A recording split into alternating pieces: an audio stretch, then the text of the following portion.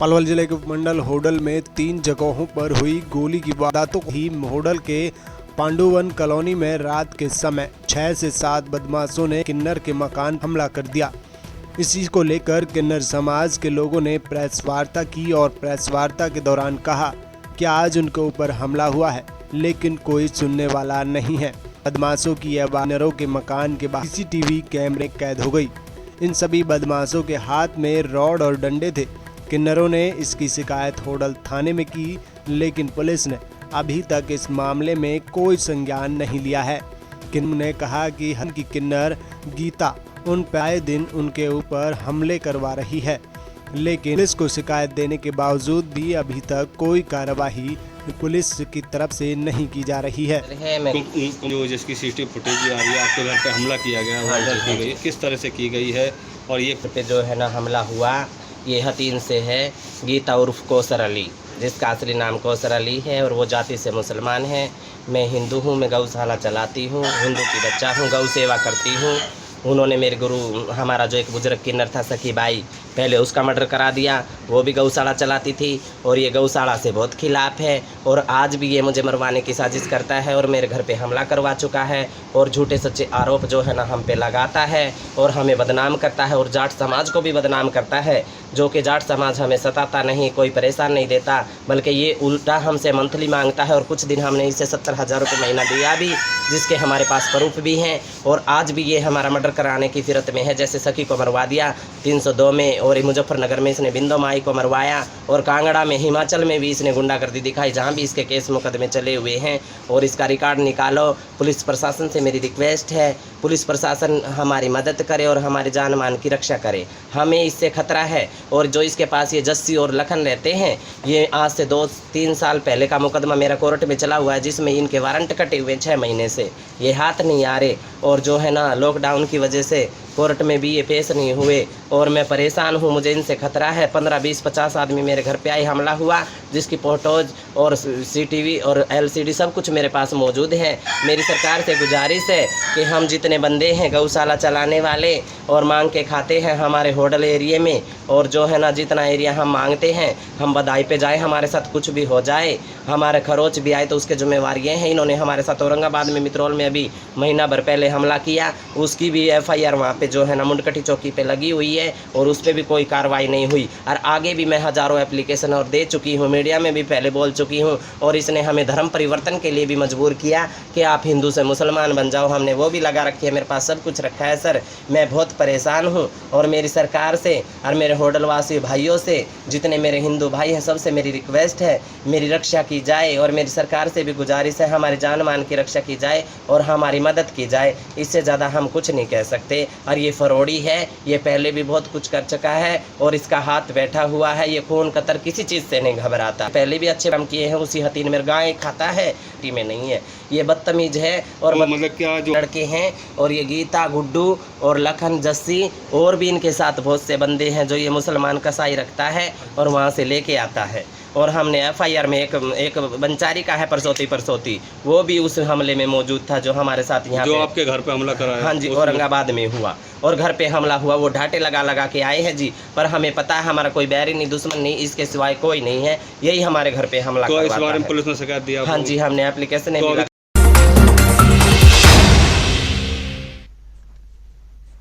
रात के समय घर में घुसकर 33 वर्षीय महिला के साथ दुष्कर्म किया गया। पीड़िता द्वारा विरोध करने पर आरोपी से जान से मारने की धमकी देकर वहां से फरार हो गया। महिला थाना पुलिस ने पीड़िता की शिकायत पर 2 नामजद आरोपियों के खिलाफ मामला दर्ज कर एक आरोपी को गिरफ्तार कर लिया है। पुलिस जांच अधिकारी SI जगबत्ती ने बताया कि पीड़ित महिला ने शिकायत दर्ज कराई है कि उसके पति ड्राइवरी करते हैं और अक्सर बाहर रहते हैं। पीड़िता अपने बच्चों के साथ घर पर रहती है। पीड़िता घर के मेन गेट का दरवाजा लगा हुआ था। गत 15 सितंबर की रात को पीड़िता अपने बच्चों के साथ सोई हुई थी। उसी दौरान 2 युवक घर में घुस आए और पीड़िता के साथ दुष्कर्म किया और दरवाजे पर खड़ा होकर निगरानी रखने लगा उसका दूसरा साथी। पीड़िता ने जब विरोध किया तो आरोपी ने उसे जान से मारने की धमकी दी और वहां से फरार हो गए। पुलिस ने पीड़िता की शिकायत के आधार पर आरोपी के खिलाफ मामला दर्ज कर एक आरोपी को गिरफ्तार कर लिया है, जबकि दूसरा आरोपी अभी भी फरार चल रहा है। सर उसमें ना कल एक लेडीज आई थी 33 वर्षीय, उसने अपने बयान अंकित कराए थे कि भाई मेरे साथ मलोकड़ा गांव के लड़के ने ज़बरदस्ती मेरे घर में आके घुसकर रेप किया है और एक लड़का बल उसके साथ था दूसरा। हाँ, उसमें हमने मामला दर्ज कर दिया पीड़िता के उस पर 376, 450, 120B के तहत। क्या कार्रवाई आगे की गई है? आरोपी को गिरफ्तार कर लिया है? उसमें सर पीड़िता के बयान अदालत में करा दिए, मेडिकल करा दिया और आरोपी को आज गिरफ्तार कर लिया सर। और जो उसमें दूसरा आरोपी था उसके लिए क्या पुलिस छापेमारी? दूसरे आरोपी की भी रेड डाल दी गई है और जल्द से जल्द उसको भी गिरफ्तार किया जाएगा सर। आगे की क्या कार्रवाई की जाएगी? आगे आरोपी को कोर्ट में पेश करके अपना अदालत में पेश किया जा रहा है सर।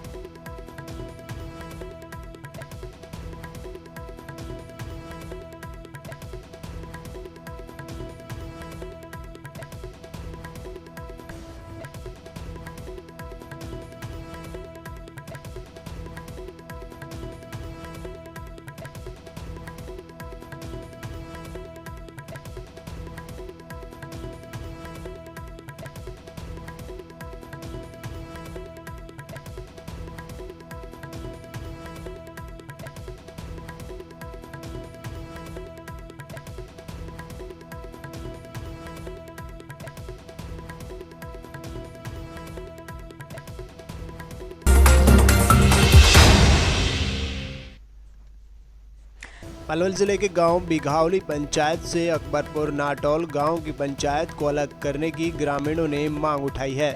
अलग पंचायत होने पर ग्रामीणों ने चुनाव का बहिष्कार करने और धरना देने की चेतावनी प्रशासन को दे डाली। ग्रामीणों ने इस मांग को लेकर ग्राम सभा की मीटिंग में जमकर हंगामा किया और ग्राम सभा की मीटिंग लेने पहुंचे पंचायती अधिकारी के साथ ग्रामीणों का जमकर विवाद हुआ, जिसके चलते पंचायती अधिकारी मीटिंग को छोड़कर वहां से निकल गए, जिससे ग्रामीणों का रोष और भी बढ़ गया। आपको बता दें, अकबरपुर नाटौल संसद हमले में शहीद हुए शहीद रामपाल का गांव है और ग्रामीणों का कहना है कि एक पंचायत होने के चलते गांव मूलभूत सुविधाओं से वंचित है। सरपंच जो है कि हमारे गांव में आए, क्योंकि जो सरपंच बिघावली के हैं वो मेन जो है वो हमने अभी तक उसको देखा नहीं है, क्योंकि वो लेडीज़ है। वो हमने आज तक देखा नहीं है कि वो इधर आई नहीं है। हमें ये भी नहीं पता कि सरपंच कौन है और जो कि उसने जो करना था उसने यहाँ पे इतना काम करा नहीं है। और मैं आपसे यही भी चाहती हूँ कि आप कुछ करो और जो कि सरपंच हमारे यहाँ पे आ सके। और जैसे कि आपने अभी देखा था, जो बुजुर्ग आपने अभी देखा था वो बोल रही थी, ऐसे इनको भी उधर जाना पड़ता है राशन लेने के लिए, उनकी बस की नहीं है। बेचारे कितनी बार रास्ते में बैठते हैं, उठते हैं, कोई मिलता है तो उसके साथ जाते हैं, नहीं तो वो पैदल ही जाती हैं और आके बेचारी ऐसे पड़ जाती हैं। यहाँ तक कि हमारे यहाँ पे राशन लाने के लिए क्या है कि कोटा भी नहीं है यहाँ पे। छोटे छोटे बच्चे को हमें किसी के साथ भेजना पड़ता है। तो आप ये देखिए कि मतलब कितने परेशान होते हैं, हर तरह के हैं, कोई गरीब भी है, कोई कैसे है, लेकिन जो गरीब है उन्हें छोटे मोटे बच्चे किसी के साथ भेजना पड़ता है। तो आज पंचायत अफसर यहाँ पे आए थे मीटिंग में, क्या रहा उनका? वो आए थे लेकिन वो चले गए, उन्होंने किसी की बात नहीं सुनी। और जो सरपंच साहब जो आए थे, मतलब जो सरपंच नहीं थी वो तो आई नहीं, उनके पति आए थे, लेकिन उन्होंने कोई बात नहीं सुनी और वो उनको भी लेकर चले गए। सरपंच अलग करवाना चाहते हैं, क्योंकि जो सरपंच है वो हमारे गांव में आज तक उन्होंने कोई भी किसी भी चीज़ की तरक्की नहीं की है। लड़कियों को स्कूल की और नाली की कोई भी चीज़ है आज तक कोई तरक्की नहीं है हमारे गांव में। अगर हमारे गांव की पंचायत अलग नहीं हुई तो इससे आगे हम दोबारा डीसी साहब आए थे आज, तो वो भी उन सरपंच की कहीं से यहाँ से चले गए उस साहब। अगर दोबारा नहीं हुई तो हम वहाँ जाएंगे दोबारा डीसी ऑफिस में, तो उनके ऑफिस में आगे जाके वहाँ जाएंगे और धरना देंगे। अगर नहीं पंचायत में अलग नहीं हुई तो हम उनसे डीसी दोबारा बोलेंगे तो हमारी मांग पूरी की जाए। हमारी मांग पूरी होनी चाहिए। बस हमें अपने गांव की पंचायत अलग करनी है। अगर अलग नहीं हुई तो हम बोलेंगे, अपने भविष्य बहिष्कार करेंगे कि हमारी पंचायत अलग हो। बस मैं अकबरपुर नाटौल की रहने वाली हूँ। मैं चाहती हूँ कि बिघावली और अकबरपुर नाटौल की सरपंची अलग हो। जो दे रही है उनका समाधान हो। और हमारे यहाँ पे स्कूल की एजुकेशन कम है, 8 क्लास तक है, वो 12th तक होनी चाहिए। और हमारे यहाँ पे काफ़ी गलियाँ गरारे वो मतलब कि पक्के नहीं है, कच्चे अभी तक भी काफ़ी, वो सारे पक्के होने चाहिए। और गरीबों की जो मांग है वो सुननी चाहिए। और हमारा जो वो है राशन का कोटा होता है वो भी वहीं पे ही है, वो भी हमारे यहीं पे हमारे अकबरपुर नाटोल गांव में आना चाहिए। बस कुल मिला के ये है कि हमारी जो सरपंची है वो अलग होनी चाहिए। निवासी हम अपनी पंचायत को अलग करवाने से काफ़ी दिन बहुत सालों से प्रयास कर रहे हैं। हम इसमें कानूनी कार्रवाई 2014 से लड़ रहे हैं, लेकिन राजनीतिक प्रेशर से हमारी पंचायत अलग नहीं हो पा रही है। अगर अब भी हम तहे दिल से पंचायत अलग करवाने के पूरे समर्थन में, अगर हमारी पंचायत अलग नहीं होती है तो हम चुनाव का, आने वाले पंचायत चुनाव का पूरे गाँव की ओर से बहिष्कार करेंगे। हम पंचायत अपने गाँव के चुनाव नहीं होने देंगे। अकबरपुर नाटोल बिघावली पंचायत से हम अपनी पंचायत को अलग कराने के चक्कर में काफ़ी दिनों से कोशिश कर रहे हैं, काफ़ी टाइम से, काफ़ी सालों से कोशिश कर रहे हैं, जिसमें हम प्रशासन के पास गए। प्रशासन हमें आज तक गुमराह करता रहा है और शासन और प्रशासन दोनों के पास गए, आज तक हमें गुमराह करते रहे। जब भी हम गए तभी सभी तरह से हमको आश्वासन दिया गया कि हम आपके पंचायत अलग कर देंगे, लेकिन आज तक हमारी कोई पंचायत अलग नहीं हुई है। अगर ये पंचायत हमारे इस चुनाव से पहले पंचायत अलग नहीं हुई तो हम चुनाव का बहिष्कार करेंगे। पूरा गाँव पंचायत चुनाव में नहीं तो चुनाव देगा, किसी भी तरह से किसी वोट देगा, नहीं देने देंगे हम। और अगर हमारी पंचायत फिर भी अलग नहीं हुई तो चाहे हमें धरना पड़े या भूख हड़ताल करनी पड़े या रोड पर उतरना पड़े या हमें मरना पड़े, लेकिन हम पंचायत अलग करा के छोड़ेंगे अब की बार पंचायत चुनाव से पहले। समाज शिक्षा पंचायत अधिकारी BDO ऑफिस अथीन। मैं आज उपायुक्त महोदय पलवल के मौखिक आदेश अनुसार व BD खंड विकास पंचायत अधिकारी अथीन के आदेश अनुसार ग्राम पंचायत बिघावली और अकबरपुर नाटोल जो कि ज्वाइंट पंचायत हैं, जो कि अलग होने के लिए उन्होंने एक एप्लीकेशन लगाई थी अकबरपुर नाटोल के कुछ लोगों ने। उसकी एवज में ग्राम सभा करने के लिए अकबरपुर नाटोल में गया। वहाँ कुछ शरारती तत्वों ने, जिनके नाम मेरे पास हैं, शराब पी रखी थी और ग्राम सभा में हंगामा किया, गाली गलौज की, सरकार के विरोधी नारे लगाए और कपड़े फाड़ने की कोशिश की। मैंने अपने उच्च अधिकारियों को इस बारे अवगत करा दिया है। इस बारे मैंने उपनलाधिकारी नागरिक अथीन, जिला विकास एवं पंचायत अधिकारी जिला पलवल, खंड विकास एवं पंचायत अधिकारी अथीन सभी को अवगत करा दिया है और आगामी कार्रवाई अधिकारियों के आदेशानुसार ही की जाएगी।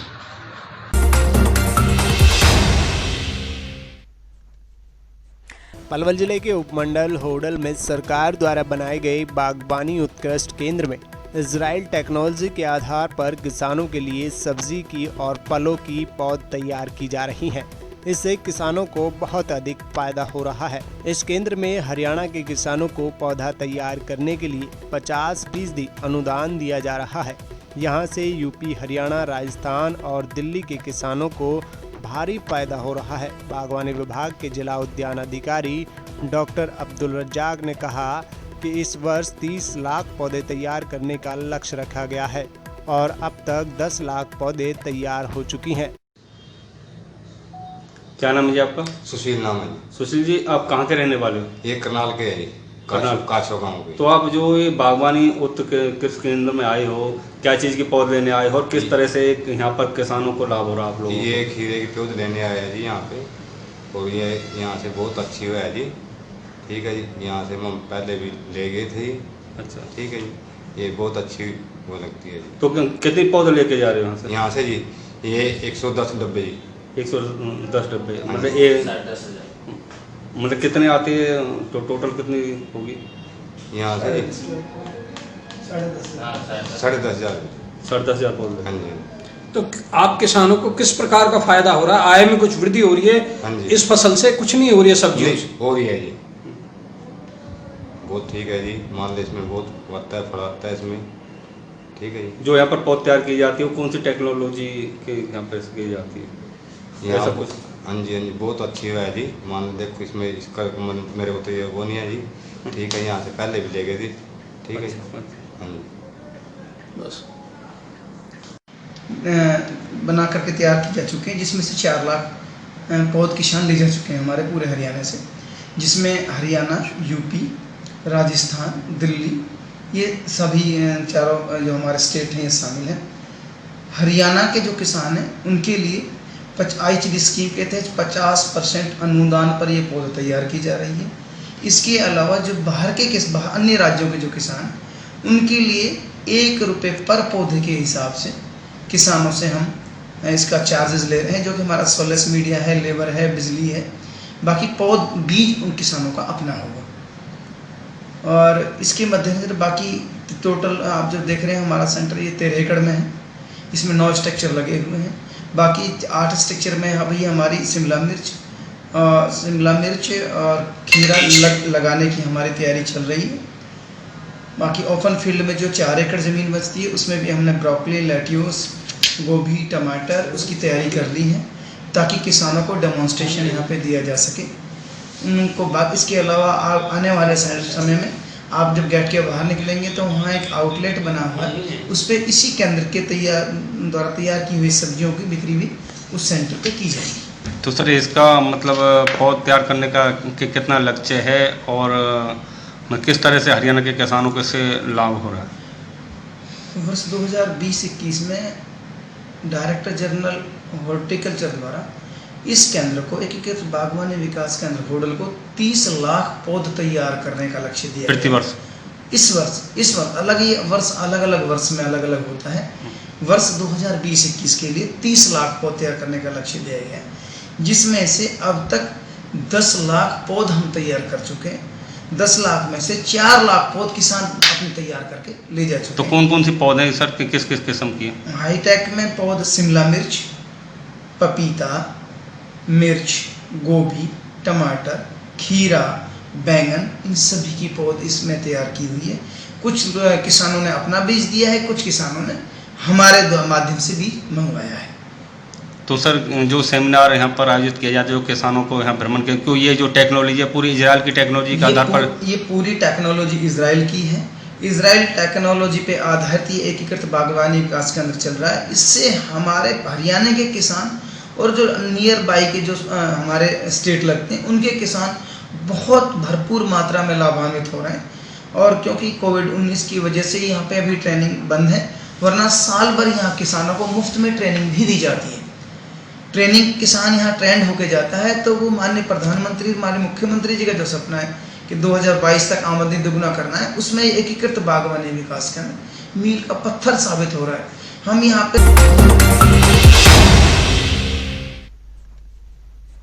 भाजपा पार्टी के वरिष्ठ नेता तुहिराम भारद्वाज ने आज पलवल विश्राम गृह में प्रेस वार्ता को संबोधित करते हुए कहा कि नगर परिषद के चेयरमैन पद का चुनाव भाजपा पार्टी के सिंबल पर लड़ा जाएगा। उन्होंने अपनी मजबूत दावेदारी पेश करते हुए कहा कि पार्टी सिंबल पर चुनाव लड़ने के संदर्भ में पार्टी हाईकमान से उनकी बातचीत चल रही है और निश्चित तौर पर पार्टी उन्हें ही टिकट प्रदान करेगी। उन्होंने कहा कि चेयरमैन का चुनाव भाजपा पार्टी की नीतियों के आधार पर लड़ा जाएगा। तुहिराम भारद्वाज ने कहा कि पलवल की जनता ने अब की बार उन्हें वोट देने का मन बना लिया है। नगर परिषद के माध्यम से सभी वार्डों में बिना किसी भेदभाव के विकास किया जाएगा। लोगों की जन समस्याओं को प्राथमिकता के तौर पर हल किया जाएगा। उन्होंने कहा कि 36 बिरादरी के लोगों ने उन्हें अपना आशीर्वाद प्रदान किया है। तुहिराम भारद्वाज ने कहा कि शहर में सफाई व्यवस्था पर विशेष ध्यान दिया जाएगा। लोगों को स्वच्छ पेयजल उपलब्ध करवाना, वार्डों में सड़क व नालियों का निर्माण, पार्कों को आधुनिक रूप प्रदान करना, बिजली व सीवरेज की समस्या को दूर करना सहित अनेक मुद्दों को लेकर जनता के बीच में जाएंगे। के लिए मैंने आप सबको इकट्ठा किया है। इलेक्शन आ रहे हैं नगर परिषद के डायरेक्ट चेयरमैन के, उसके संदर्भ में मैं खड़े होने का विचार था मेरा कि भाई मैं खड़ा होना चाहता हूं, तो मैं आप सबके माध्यम से अपनी दावेदारी जो करना चाहता हूं। नहीं, टिकट पे लड़ूंगा। टिकट ना दे तो नहीं, टिकट मिलेगी। मालूम नहीं मिलेगी। नहीं, हम क्यों सोचा नहीं मिलेगी? वो आप अगर नहीं मिल बीजेपी टिकट पे मालूम टिकट नहीं मिली तो क्या होगा? नहीं, क्यों मान ले जब मिल रही है तो हम वीआई को कैंसिल कर देंगे क्या? ऐसी कोई बात नहीं, टिकट हमें मिलेगी। शर्मा जी, ब्राह्मणों में अगर हम बात करें तो कई दावेदार और भी हैं, उसको मैं लेकर अपनी क्या बात कहेंगे? कर सकता हूँ, मैं और कितना नहीं कह सकता। क्या ब्राह्मण समाज से आपकी पूरी सलाह मशवरा वो क्या आपने तैयारी की? मैं एक ब्राह्मण समाज से नहीं, मैं 36 बरादरियों की तरफ से मैं तो आपको आश्वासन किसकी तरफ से मिला, भारतीय जनता पार्टी की तरफ से? मुझे अपने जो नेता हैं सभी की तरफ से आश्वासन है। ये कोई प्रदेश अध्यक्ष हैं और किसी को? मेरी सबसे बात हुई आई है। टिकट समय में अगर टिकट कटेगी नहीं, कटेगी नहीं, टिकट हमें मिलेगी। नहीं, ऐसा क्या आधार है कि आप पहले एक बार कांग्रेस में रहे, तो भाजपा में रहे, फिर भाजपा में भी रहे, फिर अब बीजेपी में? नहीं, ये कोई मैं ऐसा क्या आधार है? प्रधान साहब, ये कोई मेरे पर लागू नहीं हो रही है। सभी देखो, अब यहाँ से हमारे नायर साहब गए, टिकट मिली, और आपके ये कई और भाई हमारे गए, सबको टिकट मिली। ऐसी कोई बात नहीं कि भाई वहाँ से आए तो हमें टिकट नहीं मिलेगी। हम जहाँ भी जिस पार्टी में रहे, सक्रिय कार्यकर्ता रहे और अपनी ईमानदार निष्ठावान से हमने काम किया है। अब तक आपका कितनी पार्टी में सफर रहा है? किस किस पार्टी में सफर रहा है आपका? देखो, पार्टी में सफर तो देखो, इससे पहले मैं चौटाला पार्टी में था, जेजेपी में था। बसपा की टिकट पे भी आपने चुनाव लड़ा है? हाँ, लड़ा है। कांग्रेस में रहे कभी? नहीं, कांग्रेस में नहीं।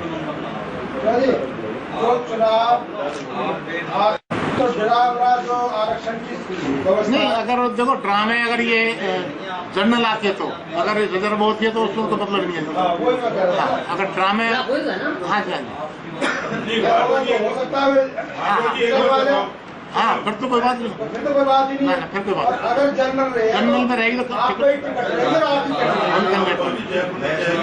बीजेपी के टिकट की दौड़ में और कौन कौन है? और तो मैं नहीं कह सकता किसी के बारे में। मुझे अपना पता है कि वही टिकट हमें मिलेगी और हम दावेदार हैं। चलो, टिकट ये तो जनरल कोटा हुआ जब मिलेगी ना। रिजर्वेशन में अगर किसी और का नंबर आ गया, महिला हो गया, नहीं, महिला में हमारे पास महिला भी है, कोई रड़ुआ तो है नहीं।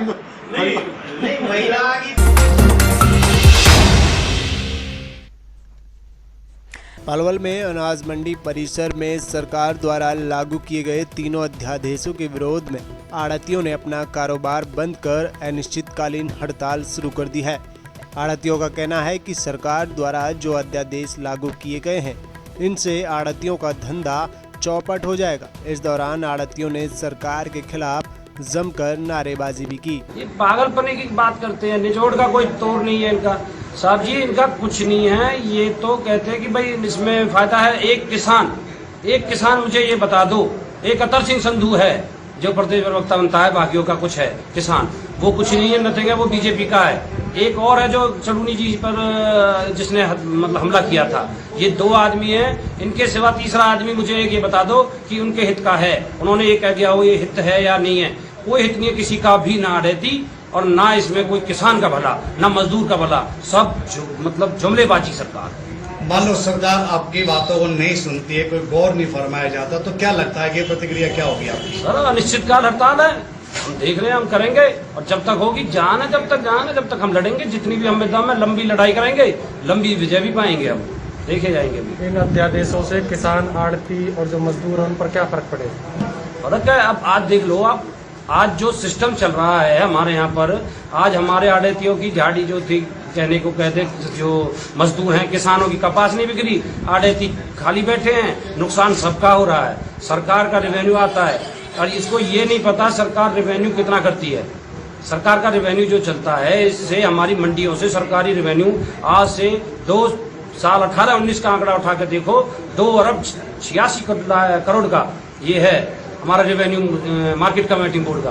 तो ये हमारे पागल बनाते हैं, ये नुकसान, हालांकि नुकसान हर चीज़ का है, सरकार का भी है, हमारा भी है, किसान का भी है, मजदूर का भी। तो ये जो आपकी अनिश्चितकालीन हड़ताल पे आप यहाँ बैठे हो, ये आपकी शांतिपूर्वक रहेगी या कैसे? बिल्कुल शांतिपूर्वक है। ना हमारा कोई, हम धरना दे रहे हैं अपनी मंडी में बैठकर, ना हम किसी से कोई गलत चीज करने के लिए कर रहे हैं, ना हम करेंगे और ना करने के लिए हम उठा रहे हैं किसी बात पर। शांति से बैठे हैं, जब तक हमारी मांगे नहीं मानी जाएंगी तब तक हम बैठे रहेंगे। और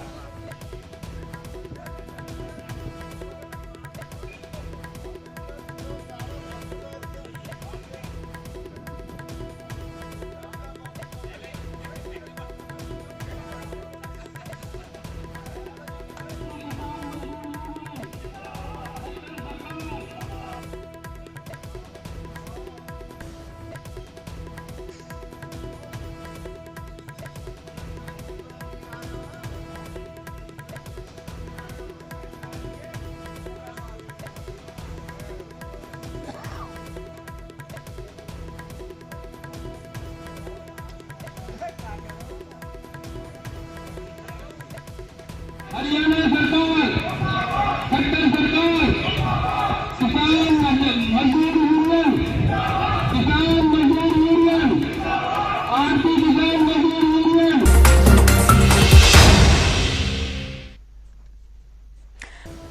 गौकसी रोकने के लिए हरियाणा की बीजेपी सरकार का कानून विधानसभा में भले ही पारित हो चुका हो, लेकिन नए कानूनों में गौ हत्या के लिए 10 साल की सजा का प्रावधान रखा गया है।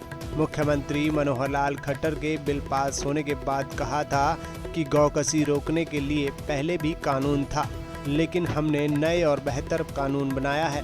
इससे गौरक्षक और संवर्धन जौन जैसे दोनों काम होंगे।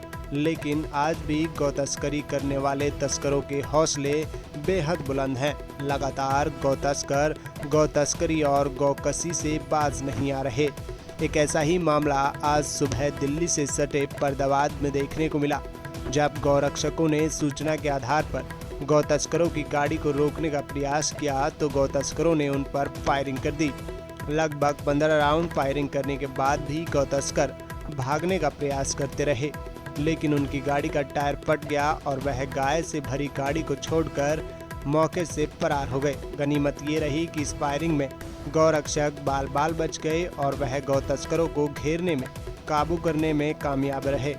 तस्वीरें दिल्ली से सटे फरीदाबाद के सिरोही इलाके की है, जहां पर गाय से भरी गाड़ी को छोड़कर भागने के लिए गौ तस्कर मजबूर हो गए। गौरक्षक युवा वाहिनी के चेयरमैन अशोक बाबा की माने तो उन्होंने सूत्रों के हवाले से सूचना मिली थी कि एक पिकअप गाड़ी जो अपने सफ़ेद रंग और काले रंग की है, जो कुछ गौ तस्कर गायों को भरकर सिरोही की तरफ निकले हैं।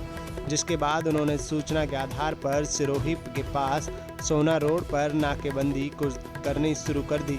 कुछ देर बाद जब गौ तस्करों की गाड़ी आती दिखाई दी तो उन्होंने रोकने का इशारा किया, लेकिन गौ तस्कर नाके को छोड़कर भागने लगे, जिसके बाद कोरस और उनका पीछा किया गया।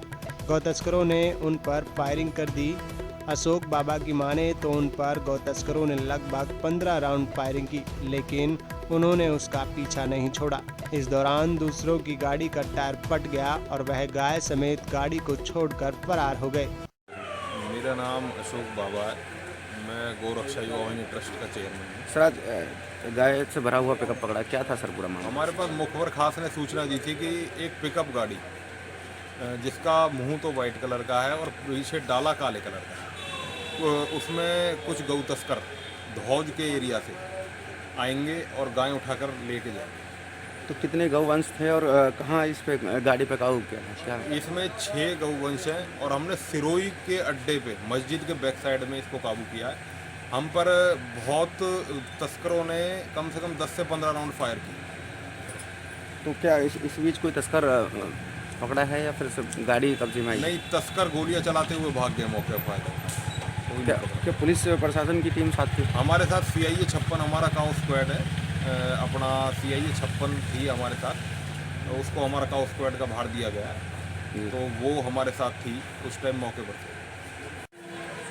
ठीक सर, एक पिकअप को रेस्क्यू किया है, गाय से भरा हुआ पिकअप था, क्या था सर पूरा मामला? हमें अशोक कुमार गौरक्षक ने सूचना दी थी कि भाई एक पिकअप जो फरीदाबाद की तरफ से सिरोही आएगी। उसकी सूचना पाकर हम तुरंत मौके पर पहुँचे थे, तो उस टाइम पिकअप को भी काबू कर लिया था और जो गौरक्षक जो वो थे अपने तस्कर थे वो बता दें कि गोलियां चलाते हुए और भाग गए थे, लेकिन उनका अभी कोई काबू नहीं हुआ है। गाड़ी को काबू कर लिया जिसमें कुल 6 गाय हैं। तो फायरिंग की बात आ रही है सर, कितनी फायरिंग हुई है इस बीच? अभी हमें अभी पूरी तसल्ली नहीं हुई कितनी हुई है, जितना भी हमें पता लगेगा उसके बाद हम तसल्ली। तो गाड़ी से गोली के राउंड बरामद हुए? हाँ, गाड़ी से एक गोली का राउंड मिला है जी।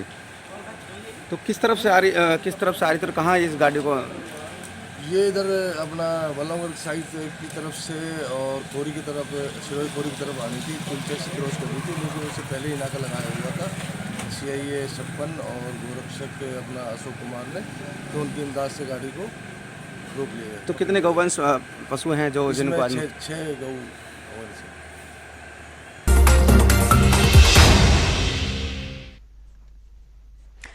धू कर जलती दिखाई दे रही है। कंपनी NIT फरीदाबाद के 3 नंबर इलाके में स्थित है। बता दें आपको, कंपनी में बर्नल बनाने का काम किया जाता है, जिससे केमिकल का प्रयोग किया जाता है। आज मजदूर जब कंपनी में काम कर रहे थे कि अचानक कंपनी में आग लग गई। आग ने धीरे धीरे विकराल रूप ले लिया और आग की बड़ी बड़ी लपटें उठने लगी और धुआं दूर आसमान दूर तक छा रहा था। आग की सूचना पाकर पुलिस और फायर ब्रिगेड मौके पर आग बुझाने के प्रयास में जुट गई। तभी पुलिस को पता लगा कि कुछ मजदूर कंपनी में फंसे हैं, जिसके बाद एक हेड कांस्टेबल रणधीर ने अपनी जान पर बाजी लगाकर कंपनी में आग की लपटों के बीच फंसे मजदूरों को कंपनी से बाहर निकाला। वहीं कंपनी में काम कर रहे मजदूरों ने बताया कि वह कंपनी में पिछले 15 सालों से काम कर रहे हैं और आग लगने के समय इस कंपनी में लगभग 150 मजदूर काम कर रहे थे, जिन्होंने अपनी जान के साथ साथ 4 और अन्य मजदूरों की जान बचाई है।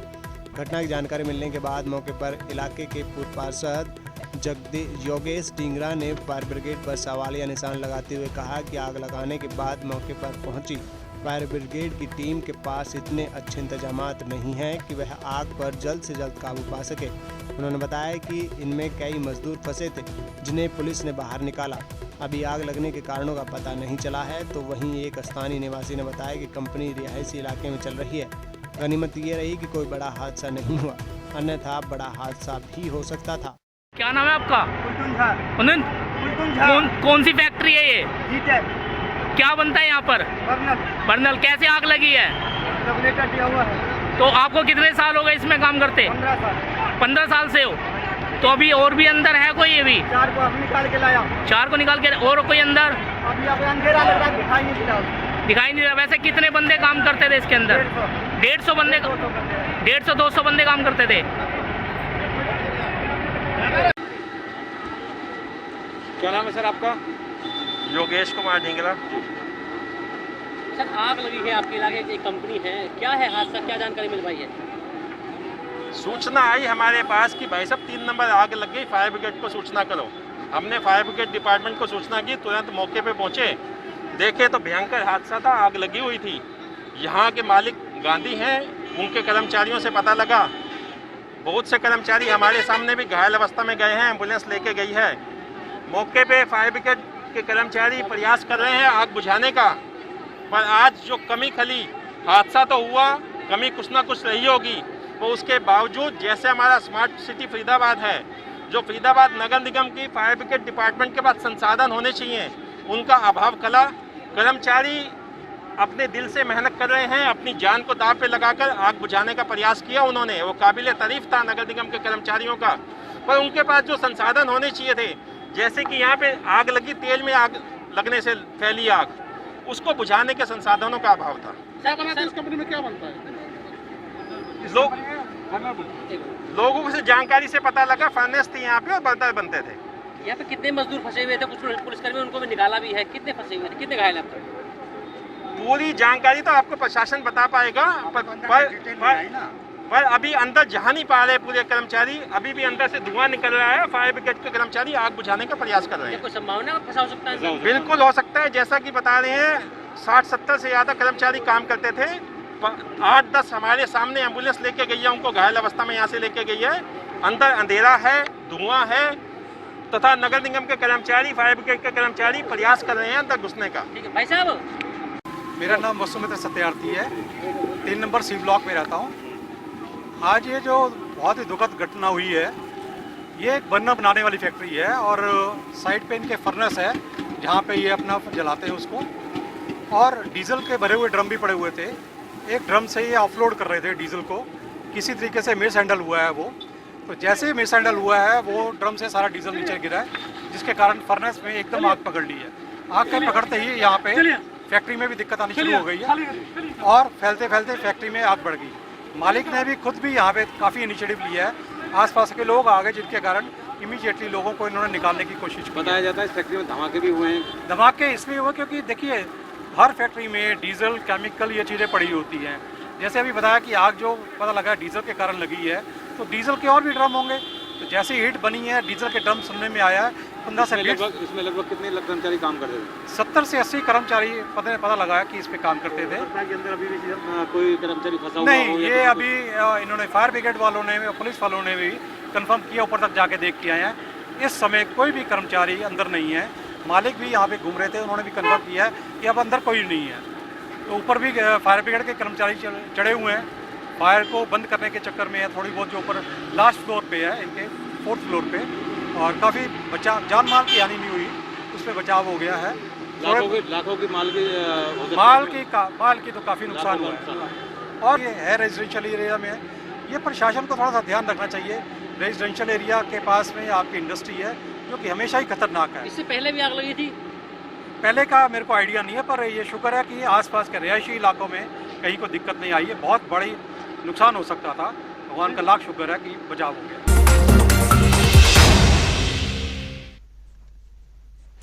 सिद्धार्थनगर जिले में पुलिस ने आज जालसाज गैंग के 3 अभियुक्तों को गिरफ्तार करने में सफलता पाई है। यह तीनों अभियुक्त एक युवक को सोने चांदी के गहने सस्ते दाम में उपलब्ध करवाने के नाम पर कई लाख रुपए के ठग लिए। पुलिस ने तीनों अभियुक्तों के पास से 7 लाख रुपए व एक टाटा आरिया गाड़ी, एक मोटरसाइकिल, 4 एंड्रॉयड मोबाइल फोन बरामद किए हैं। बीते 17 सितंबर को सोरतगढ़ थाने में मोहम्मद तारिक ने अपने साथ हुई लाखों रुपए की जालसाजी के मामले को लेकर FIR दर्ज करवाई। आनन फानन में पुलिस ने टीम बनाकर इन अभियुक्तों की घेराबंदी में लग गई और 4 आरोपियों से 3 को गिरफ्तार कर लिया। पकड़े गए तीनों आरोपियों के पास से 7 लाख रुपए नकद व एक चोरी की टाटा आरिया गाड़ी, एक चोरी की बाइक सहित 4 मोबाइल फोन बरामद किए हैं। तीनों अभियुक्त सोरतगढ़ थाना क्षेत्र के रहने वाले हैं। इस मामले को लेकर पुलिस अधीक्षक रामविलास त्रिपाठी ने बताया कि जालसाजी के मामले के 3 अभियुक्तों को गिरफ्तार कर लिया गया है। को गिरफ्तार किया गया है, कैसे पकड़े गए, क्या जालसाजी इन्होंने की? थाना सोरतगढ़ में 17 सितंबर को बादी मोहम्मद तारिक द्वारा एक प्रार्थना पत्र दिया गया कि उसके साथ जालसाजी हुई है। प्रार्थना पत्र के विषय वस्तु के हिसाब से थाना प्रभारी सोरतगढ़, प्रभारी SOG को टीम गठित कर तत्काल उन्हें आदेशित किया गया मुलजिम को गिरफ्तारी के लिए। 3 मुलजिम पकड़े गए, उसमें से 7 लाख की बरामदगी और टाटा आर्यन गाड़ी, एक मोटरसाइकिल जो घटना में प्रयुक्त होती है, उसको भी बरामद किया गया। और गिरफ्तार करने वाली टीम को 20,000 रुपये का इनाम भी दिया गया। जालसाजी इन्होंने क्या की थी, कैसे की? वादी के साथ सस्ते गहने उपलब्ध कराने के लिए इन जालसाजों ने वादी को बॉम्बे से यहाँ लाए और उससे जो है रुपया चीटिंग किया।